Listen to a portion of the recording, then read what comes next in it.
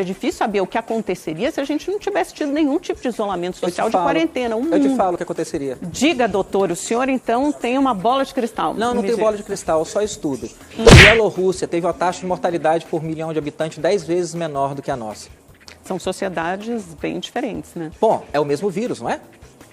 Vamos falar então da micobactéria tuberculose, que causa a doença respiratória. Tuberculose é um agente infeccioso, uma doença infectocontagiosa, sintomas respiratórios. 45% dos pacientes com tuberculose morrem da doença se não tratarem. A tuberculose mata, por ano, 1.150.000 pessoas. Ano passado morreram 1.150.000 pessoas de tuberculose, que é uma doença respiratória. Que tipo de quarentena, lockdown, a gente fez por causa da tuberculose? E quanto ao país ser campeão, Amanda, nós somos o 5º país em área geográfica e o 6º país em população do mundo. Ainda somos o 6º país. Quase qualquer coisa que você fizer nesse país vai estar entre as 10 maiores do mundo. A gente é o 10º maior, está entre os 10 maiores reservas naturais de prata. A gente está entre as 10 maiores coberturas florestais do mundo. Nós estamos entre os 10 maiores, na verdade 98% do nióbio está no Brasil. Sim, a gente vai estar entre os 10 maiores de vários lugares. O que a gente tem que falar não é a taxa total de mortos, né? Esse é um raciocínio matemático muito primário, eu tenho certeza que você consegue ir além dele.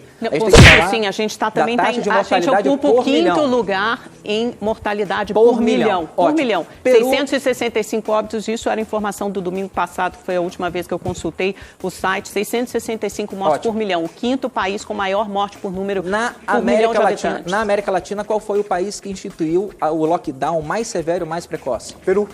Qual é a taxa de mortalidade por milhão no Peru? Pois é. 989. Se isolamento e lockdown funcionam, era para a gente poder ver o Peru com taxas da Bielorrússia. E eu não estou vendo isso. O Peru está bem pior do que o Brasil. Por outro lado, também temos exemplos de países como a Coreia do Sul, a Nova Zelândia, a Alemanha, que fizeram um lockdown precoce, que comunicaram corretamente as informações profiláticas para o seu público, cujos líderes nacionais lideraram essa batalha contra a Covid-19 a favor do isolamento social e que tiveram taxas muito boas também, que foram bem-sucedidos no combate à Covid-19. Então, assim, doutor, é difícil, porque a gente pode arranjar exemplos para todos os lados. O senhor vai me dar exemplos negativos, como do Peru, certamente da Argentina, e a gente vai te dar exemplos positivos de países que fizeram corretamente o lockdown, tiveram uma comunicação eficaz para o seu público, para a sua população, e foram muito bem-sucedidos no combate à doença. Será que isso significa que o lockdown não tem nada a ver com os resultados, então? Exatamente. O que a gente vê... E aí a minha pergunta é a seguinte, então, por que os países da Europa e os Estados Unidos, algumas regiões dos Estados Unidos, então, voltam à quarentena, ao isolamento social, nas regiões em que a contaminação cresce? Será que todos esses países não sabem ler as notícias, ou são burros? Por que golfinhos encalham? Doutor, eu que estou te fazendo a pergunta, o senhor é o médico, eu estou perguntando. Então, a resposta para a sua pergunta está no entendimento da minha. Por que golfinhos encalham? Então, o senhor está dizendo que todos eles estão equivocados, que as autoridades médicas desses países desenvolvidos... Muito bom, Lacombe, eles seguem o líder que os guia para a morte. Cetáceos, para mim, são o tipo de mamífero mais inteligente que tem nesse planeta. Nenhum mamífero nesse planeta supera a inteligência do cetáceo. O cérebro de uma orca, de uma baleia-fim, de um golfinho, é muito, infinitamente melhor do que o nosso. E mesmo esses mamíferos mantêm o sentimento de bando, de horda, de grupo, e quando os líderes se dirigem para uma praia, mesmo na maré baixa, todo o grupo, centenas deles, vão atrás e encalham. Alguém gritou lobo, e centenas de países, dezenas de países no mundo foram atrás e saíram, cada um tomando uma medida mais drástica que a outra. A gente está falando 6, 7 meses depois do início da pandemia nesses países, né?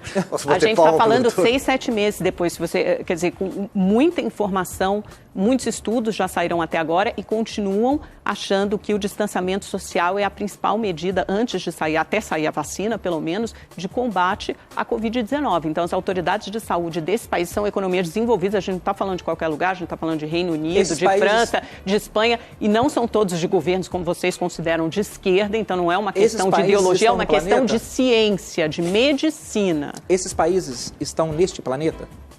Até onde eu sei, sim. Ótimo, eles estão tomando essas medidas desesperadas porque o Covid matou 1 milhão de pessoas este ano, certo? Certo? É uma tragédia. Vamos concordar? Eu acho uma tragédia. Isso, é uma tragédia. Eu acho.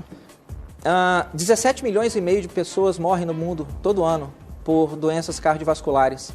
Cadê a pandemia de aparelhos de pressão? Eu não vi.